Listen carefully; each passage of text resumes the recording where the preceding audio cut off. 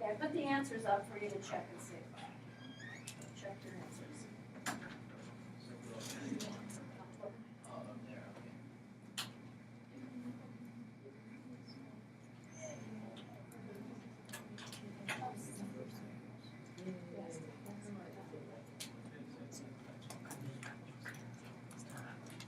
All right, do I need to show detailed work for a problem up there? First one? Hey, no, I got Well, somebody said the first one. Okay, the first one, square root of 75. When I think of 75, I think 75 cents, 3/4. So if I'm factoring that, I'm getting 3 and 25. 25 is 5 times 5. So you should have 3, 5, and 5. There's a pair of 5s. You told me the pairs go out. Does it go out as a 25? No, it goes out as a 5 because you're doing it square root when you're taking it out. So it's 5 times the square root of 3 for that first one. Gretchen? What about the Square root of 72, tell me your factoring. How many 2's? Let's see, you had 2 times 2 times 2 times 3 times 3? Yeah. Okay, so there's a pair of 2's, so a 2 comes out. There's a pair of 3's, the 3 comes out, but the other 2 stays. So on the outside, 2 times 3 times 3 is 2 times 3 is 6. You're not adding it and getting 5, are you? I might have. Okay. That's the common mistake. Okay, either of those squaring binomials? The last one? Okay, last one, x minus 5 times another x minus 5. Again, distributing or foiling. Each term here, terms are separated by addition and subtraction. So each term has to be multiplied by each term. X times x is x squared. X times minus 5, minus 5x. Usually you put the 5 first. This negative 5 times that x, another negative 5x or minus 5x, and then a negative 5 times a negative 5, not negative, positive 25. Okay, and then these two will combine, so we get x squared minus 10x plus 25. All right, that's supposed to be review from algebra.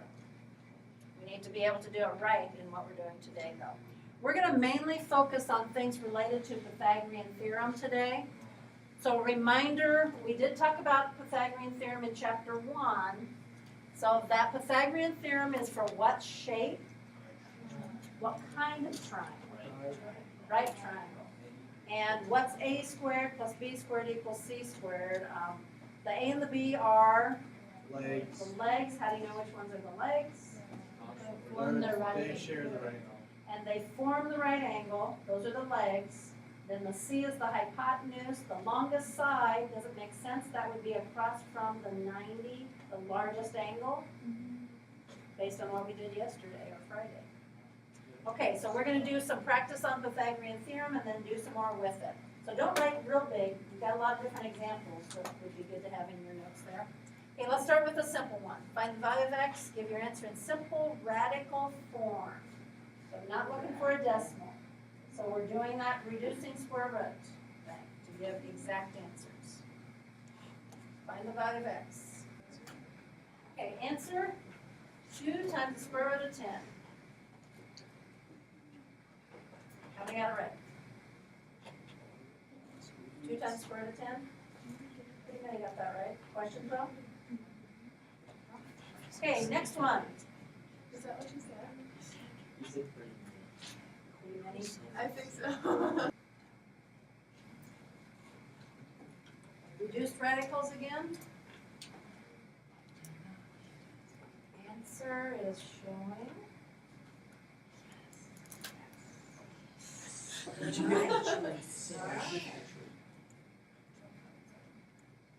Quite a few. Okay, questions on that one? No question? If anything divides. Okay, let's keep going. Next one, now we've got some algebra in here a little bit more. Which one's the hypotenuse? X plus X 4. plus 4. So it's gonna start by saying x squared plus 12 squared equals x plus 4 squared. Okay, the right-hand side here, be careful multiplying that out. Is that like a binomial? That is a binomial because it has two terms.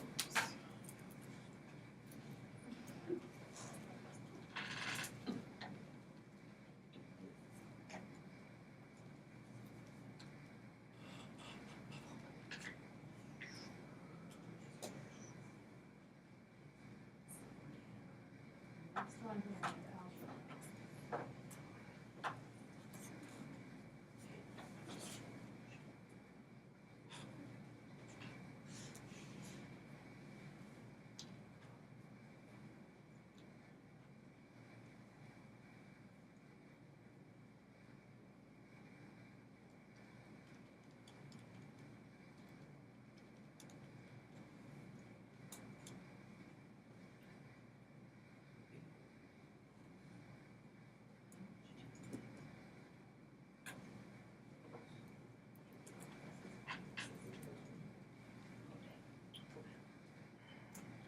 That's it for that part. So you have this equals, combine like terms, try and get all the x squareds together. Once you get it multiplied out, I guess if you're ready to check, the multiplying out should look like that. Let's subtract x squared from each side. When you subtract x squared from the left and the right, that drops out, right? So at that point, you would have 144 equals 8x plus 16. The x squared would subtract out.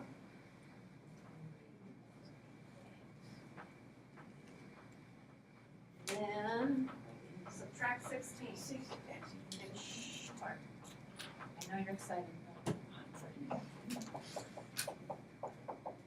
I didn't get it switched over to Keynote, so I can't write up there. Subtract x squared. Subtract 16. How do you get rid of the 8? Divide. So that would be 16 equals x. Do I need the square root? No, because it doesn't say x squared. We got rid of the squared earlier. So your answer? X is 16. You might say, well, that's not simple radical form. Yes, it is. It was simplified so it doesn't have a radical at all. Question on that?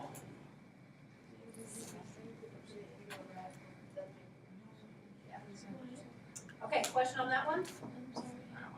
No? Okay. Next one, kind of like that, but the binomial is on a leg this time instead of the hypotenuse. So set it up correctly with the hypotenuse as x.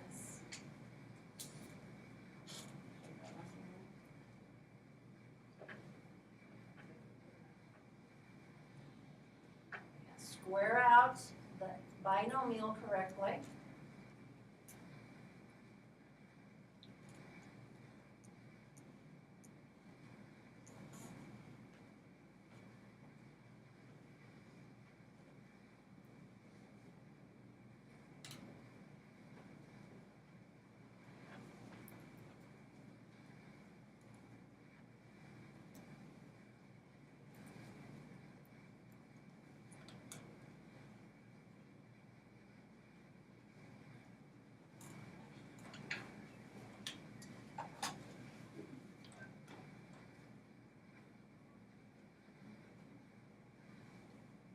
Not just that equals x. So this was the 8, like a squared. Plus the b part, like squared equals x. I don't think you have the whole equation right there. this was like a squared plus 4 squared.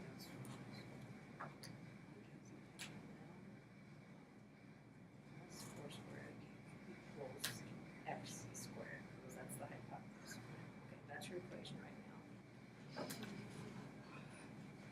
now. Okay, so let's see. What are you doing on that one to simplify it?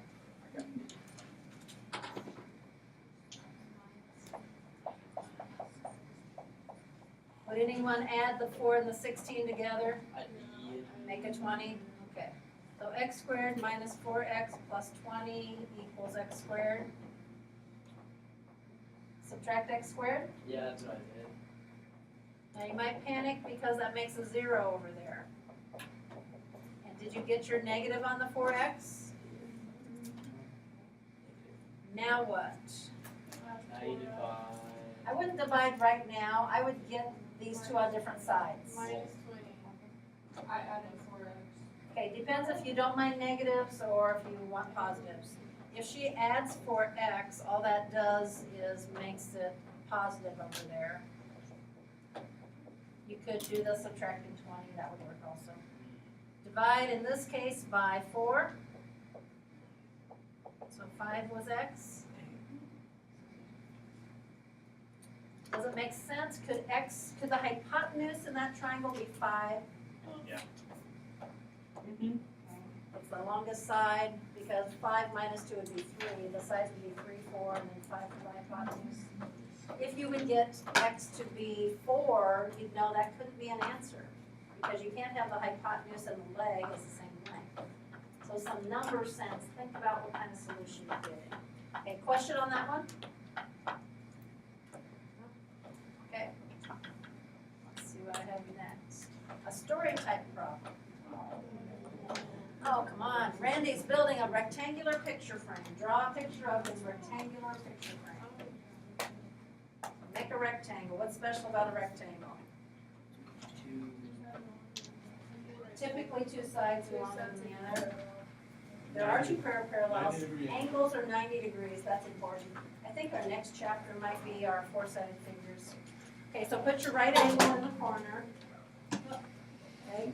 Now it says that the sides need to be in the ratio, length to width, the ratio of 3 to 1. So you said some of the sides were longer than others.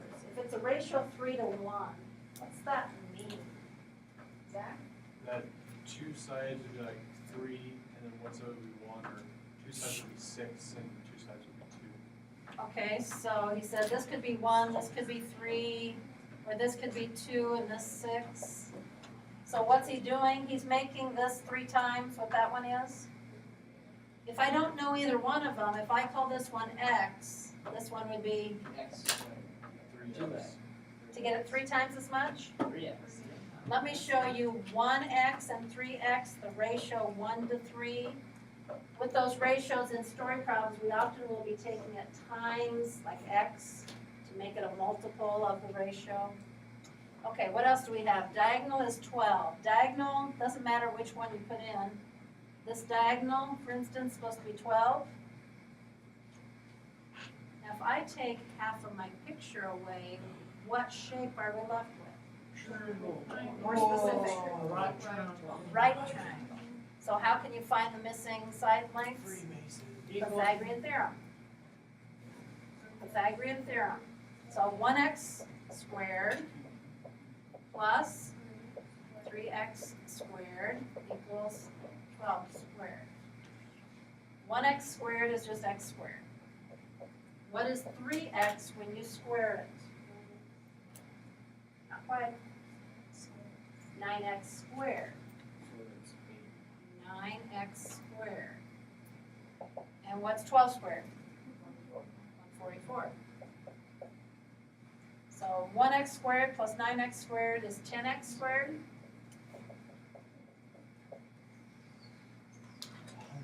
Don't square it yet. Let's get the 10 out of the way. Divide by 10. I know this is getting kind of low to see. Right now it says x squared equals, what's 144 divided by 10? 14.4. 14.4. So to get x, we would have to take the square root of 14.4. What kind of an answer? Do we want radicals? No, nearest tenth of a centimeter. Got a calculator handy? Yeah. I know 3 times 3 is 9, 4 times 4 is 16. It's gonna be somewhere in between there. 3.8. Nearest tenth. 3 point how much? 8, yeah. 3.8 it would round to be? Because the digit after the 7 was a 9. Okay. So it looks like we're getting 3.8 centimeters. So the ratio with the variable. Make sense? How did we get the width to not be square root Down here, anymore? Yeah. okay, on this line, you're technically square rooting each side. Whoops, pressed too hard. Square rooting each side, and when you square root w squared, it's just w. Okay. Other questions? Okay, so here's the one that you were seeing, so draw this one on your paper. If you're running out of room, maybe flip the page or something. I don't think we use the bottom of that next page very much. So just flip it over and continue on. Find the value of x. Again, I can't really write up there, so I'll go to the smart board, or go to the regular board. How are we gonna find x? Is the whole thing a great big right triangle? No. But we do have 2 smaller right triangles. The left-hand one has 2 measurements on it. We should be able to find the missing side of that triangle. So let's start there. I'm going to put an A here. Let's try and find A, and then we can use that to keep going in the problem. So Pythagorean theorem. 3 squared plus a squared equals square root of 34 squared. 3 squared. 9. Plus a squared equals, what's square root of 34 when you square it? 34. That is 34. Squaring and square rooting are opposite operations, like adding and subtracting, so they do undo each other. Subtract 9.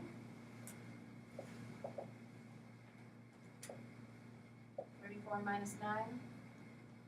25.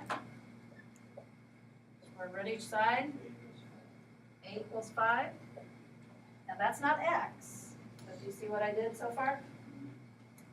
Okay, so this a is 5. Now let's shift our emphasis to the right-hand triangle. We've got an x and a 5 and an 11. X squared plus 5 squared equals 11 squared. Just Pythagorean theorem again. Different right triangle.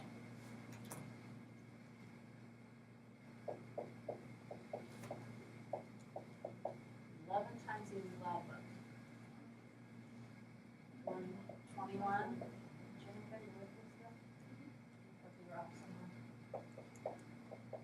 121 minus 25.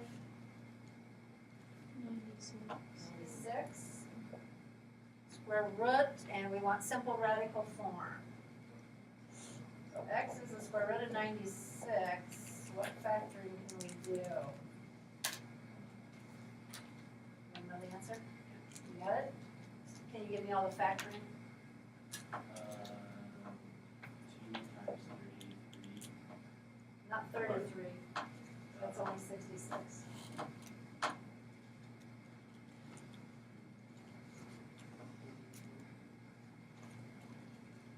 8, I think. And that's going to be 2 times 24. That's going to be 2 times 12. That's going to be 2 times 6. That's going to be 2 times 3.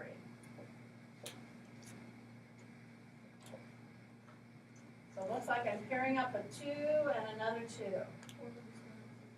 4 times the square root of 6. So Morgan Elder, did you have that right? And what method were you using to get there quicker? On my calculator. not gonna be able to use that calculator. Okay, question on getting to the final answer, 4 times the square root of 6. There's usually 1 or 2 students that have that type in here. There are certain ones, not that type, that turns it into squares. No. Oh, no. What his is doing is, he puts in the square root of 96, and the mode that he has it in right now comes up with 4 times the square root of 6. But he has to know how to do that on test basis. All right, question getting there. See how we did one triangle and then the other triangle? Okay. All right, so here's another one like that. So let's talk through this one. So what would we do? We're supposed to find the perimeter and the area. What's perimeter mean? Distance around it. So we would add 5, 3, and 6, and, but we'll have to figure out that side, won't we? So how are we going to find that side, Jenica? So you did 4 to get the other leg of the one on the left. Okay. And you plug that in and you did the one on the right and then you'll get that other side. Okay, so do your 2 triangles like we just did. Now I think that comes out with like a square root of something. So when you add together, adding with square roots, they have to be the same square root to add them together. So typically, if you're going to get a square root answer, you're not going to be able to come up with, the answer is 10. It would be something like 10 plus 5 square roots of 2, something like that. So here's what the perimeter looks like. So I think that missing side comes out to be 2 times the square root of 13, because 14 would have been the 9 and the 5 added together. So there's nothing more you could do there instead of, or if it doesn't let you go to decimal. Now it also says find the area. How do we find the area of a triangle? Half the base times Okay, and the base and the height, the base would be the 3 and the 6, 9, because this perpendicular would be the height, and I think that comes out to be 4. So you would use 1/2 of 9 times 4, half of 36 is 18. So you have to find those missing measurements. Okay, that's my point. All right, some more things related to Pythagorean theorem. There are such things called Pythagorean triples. At the bottom of the page you were taking notes on, there's a definition down there. Pythagorean triples are a set of 3 numbers, that's where it gets the word triple, set of 3 non-zero whole numbers, so no decimals. A, B, and C, such that the equation a squared plus b squared equals c squared works. So these are number combinations that work in that equation, and they are always whole numbers if they're a Pythagorean triple. If you memorize some of these and then you recognize them in the problem, you can come up with the missing side quickly. Like that last picture that was up there, I'm going to flip back to it. I knew that that missing leg was going to be 4. Because I knew 3, 4, and 5 would make a right triangle, because it was a Pythagorean triple. So if you know this combination, you can come up with some measurements quickly, instead of having to do the Pythagorean theorem all the time. Realize the longest one, the last one I listed in each of these, that would be the hypotenuse. So back on this picture again, if the 5 were on the other leg, 4 would not be the hypotenuse. That has to be the longest. So they do have to be in the correct positions in order to do that. And you can multiply them. Like if you know 3, 4, 5 makes a right triangle, double each one. 6, 8, 10 will make a right triangle. Or take it times 3, 9, 12, 15. Take it times 4. You can make multiples from these, and then if you recognize those also, those are Pythagorean triples. So some problems they're going to have you do is find the missing side, just like we had been doing Pythagorean theorem. So here's our missing side. Magically come up with, it's 50. So then the question says, do the sides form a Pythagorean triple? So are the lengths 14, 48, and 50 all whole numbers? So then, yes, they make a Pythagorean triple. Another way to ask is I could just give you numbers and say, is this a Pythagorean triple or not? This is also the 17, 14, 5. Correct, yes, that is the 7, 24, 25 times 2. Let's see where she got that. Okay, good point. Okay, so on this one, we'll first find the missing side using our Pythagorean theorem. And we got the missing side to be 8 times the square root of 2. Is this a Pythagorean triple? No? 4, 8 squared is a 2, and 12. Are those all whole numbers? No, the 8 squared is a 2 isn't a whole number, so that's why it's not a Pythagorean triple. All right. 8, 10, and what's missing side?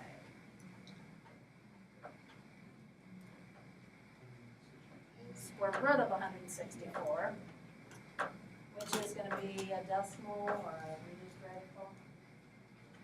So Pythagorean triple? No. Again, that wasn't a whole number. This one's a multiple of something. Look at your list that you just wrote. It's a multiple of 5, 12, 13. So what's the missing side? 10. So once you get the 10, you recognize, yes, it's a Pythagorean triple. And there are easy problems like this one. I know it does say find the missing side, but is this a Pythagorean triple? No, because the 2.4 already is not a whole number. So that's those type of problems. Then I think if you turn the page, there's classifying. It's the last part we do with Pythagorean theorem. This is the converse. So this is how you can tell whether lengths will make a right triangle or not. You're going to try them in the equation, and if they work in the equation, then our conclusion is it will be a right triangle. So it's reversing it. So the hypothesis is that you have numbers so that a squared plus b squared equals c squared. The conclusion is it's going to be a right triangle. So instead of knowing it's a right triangle, we're trying to figure out if it's a right triangle. How do we figure it out? We square the values and see if it equals when you add the a squared and b squared. If it equals the same as the c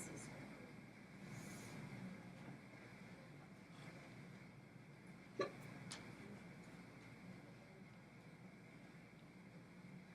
Now, if the c gets longer, think about what would happen to this triangle. If the c gets longer, wouldn't this angle have to open wider? Okay. So what kind of a triangle would that make? Obtuse. And if the c gets longer, instead of them being equal, the c squared would be bigger. Okay. And if the c gets shorter, this angle gets smaller, it would be acute. So if that makes sense, then the rest of that theorem should make sense. If the hypothesis is that the c squared is bigger than the a squared plus b squared, it's going to make, as a conclusion, an obtuse triangle. So look at your if-then. The hypothesis is the greater than relationship. The conclusion is it's an obtuse triangle. And if the the c squared is smaller, it's going to make an acute triangle. So the last part of what we're doing today is figuring out if it makes a triangle, what kind of triangle it makes. So we're going to put some ideas from Friday and today together.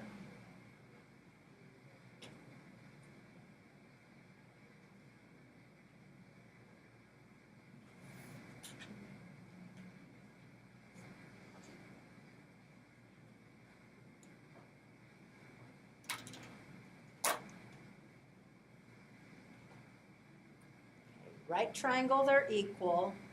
C squared is smaller, makes a smaller angle, so acute triangle.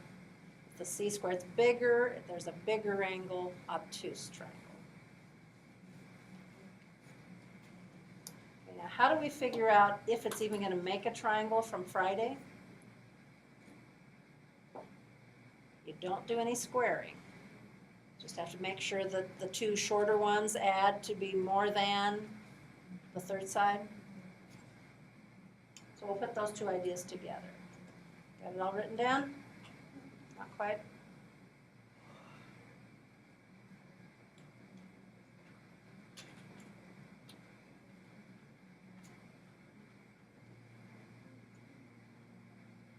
Okay.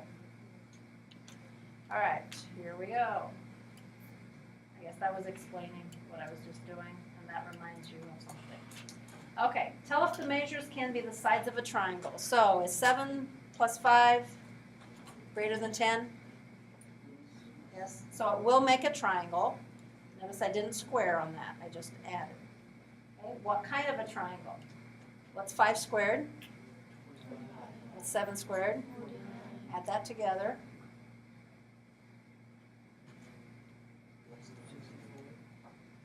If it were 50 and 25, it'd be 75, but it's one less than that. 74? Okay, so how does that compare to 10 squared? Well, the 10 squared is bigger. So the c squared's bigger. What kind of a triangle? Obtuse triangle. So it does make a triangle, and it's going to be an obtuse triangle.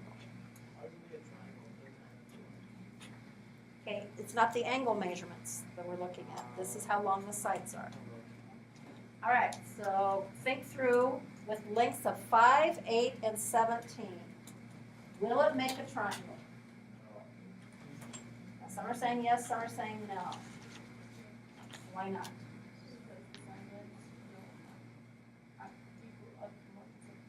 Okay, 5 plus 8 compared to 17. If you had a 17 edge, the 5 and the 8 wouldn't reach. They're not long enough. That was from Friday. Okay, so it's not even going to make a triangle. You don't need to figure out what kind because it doesn't even make one. How about 7, 12, and 16? That will make a triangle?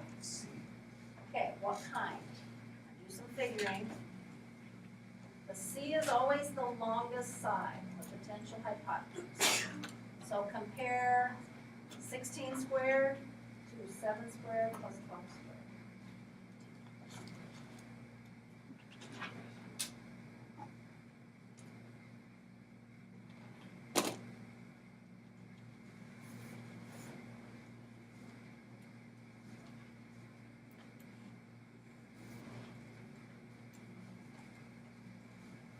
Equal? Is the c squared bigger or smaller? Bigger? Is that what you said? The c squared is bigger, so what kind of triangle? Sounds like you're telling me obtuse. Let's see if that was right. It was obtuse. Question on what we're doing? 11, 18, 34? No. No triangle. 29 is not big enough. 3.8, 4.1, 5.2. It makes a triangle. Okay, let me square the numbers for you.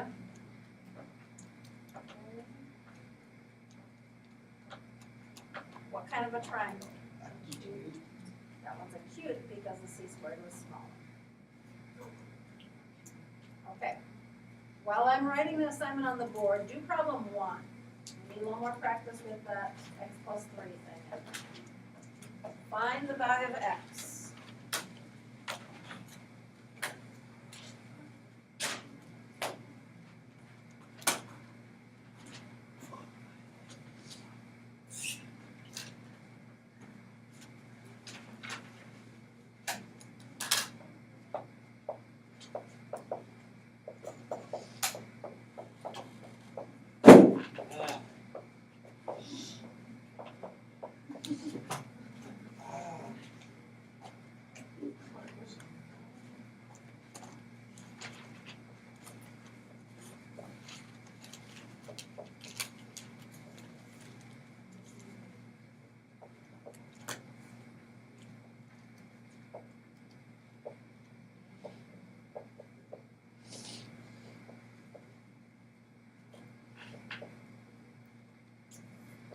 Why is everything due Wednesday? I have a report. Different teachers. Probably because we need to have grades, done in, What was it, test, I, two, speeches, project in Spanish, 2 speeches, wow, why 2? because Mr. Boltzmann likes to talk to me. Did we get behind on something? Are you in the one A class? One B. No, I'm not behind anything, he just has the final term speech, through Monday, Tuesday, Thursday. Yeah, it's kind of like, it's the end of the grading period for all teachers, all classes, so we need to get things finished up.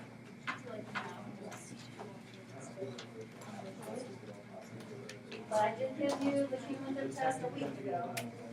You gave you like a Wednesday, so you got Okay, what'd you get on number 1 up there? You got solved, what X was? Should be 12.